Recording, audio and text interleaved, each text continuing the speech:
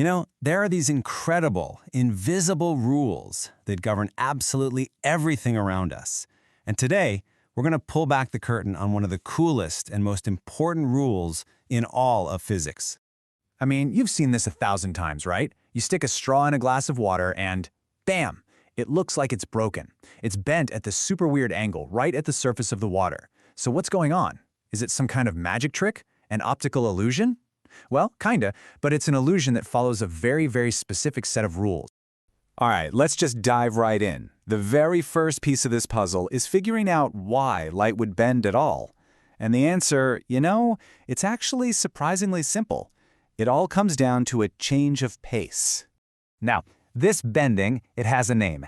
Scientists call it refraction. And all that means is it's what happens when a wave, in this case a light wave, goes from one substance or medium into a different one. Like from the air into the water. And here it is. This is the big secret. The whole reason for the bend. Light does not travel at the same speed through everything. That broken straw we see is a direct result of light literally hitting the brakes as it enters the water. Okay, think of it like this. Imagine you're pushing a lawnmower really fast across your driveway, nice and easy. But then the right wheel hits the thick grass on your lawn. What happens? That one wheel slows way down, but the left wheel is still on the pavement, going fast. The whole lawnmower is forced to turn, right? It bends its path? Well, that's exactly what light does when it goes from a fast medium, like air, into a slower one like water. So we know light bends because it changes speed. Got it. But science isn't just about knowing that something happens. It's about being able to predict it. So how do we know exactly how much that light is going to bend? Well, for that, we need to look at the law that runs the whole show. This is where physics gets really beautiful. It doesn't just describe the world, it gives us a formula to calculate it with amazing accuracy. And when it comes to bending light, there is one single, elegant little formula that does all the heavy lifting. And there she is, Snell's law. Now I know, it might look a little intimidating with all the letters and symbols, but trust me, this simple equation is the secret code that solves the entire mystery. It's the perfect recipe for predicting what light will do. Let's break it down real quick. First up we have N, that's the refractive index. Just think of it as a slowdown score for a material. Air has a score of about 1. Water's is a little higher, around 1.33. All that number tells you is how much that substance puts the brakes on light compared to a total vacuum. Next up is this guy, theta. That's just a fancy symbol for the angles. We need 2 of them. The angle the light comes in at, that's our angle of incidence, and the new angle it takes after it crosses the line, which is our angle of refraction.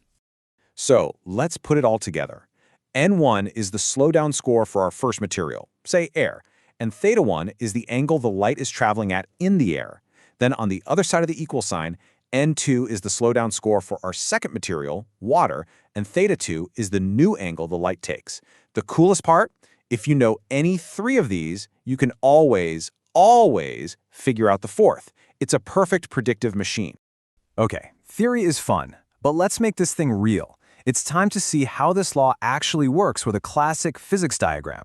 We're going to turn this abstract formula into something we can actually see. Okay, let's walk through this. First, we have the boundary line. That's the surface between the air and the water.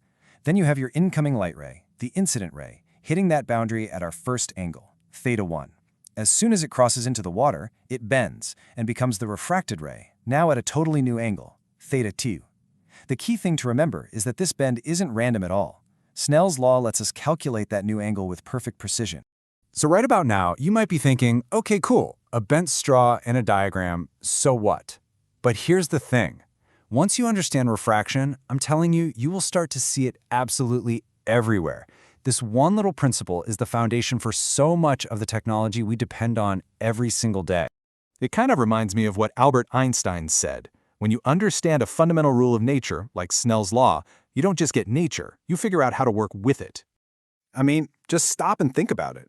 The high-speed internet that's probably delivering this to you right now, it gets here through fiber optic cables that trap light using refraction. The glasses or contacts you might be wearing, they just bend light to focus it perfectly on your retina. Rainbows? That's just sunlight being bent and split by millions of tiny raindrops. From the camera lens in your phone to the powerful telescope staring into deep space, it is all Snell's law at work. So let's go all the way back to that straw in the glass. It was never really an illusion, was it?